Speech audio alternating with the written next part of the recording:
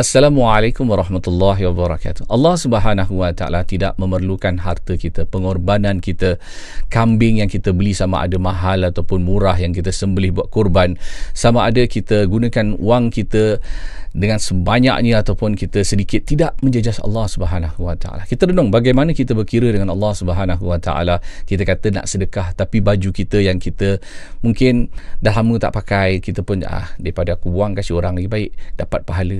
Tapi kita tak fikir tentang baju kita sendiri. Tak nak pakai pakaian bekas orang. Kita ingin pakaian yang terbaik. Alangkah indahnya kalau Allah boleh lembutkan hati kita dan hilangkan segala penyakit pelokek kita, kedekut kita. Kita belikan orang apa yang kita sendiri nak.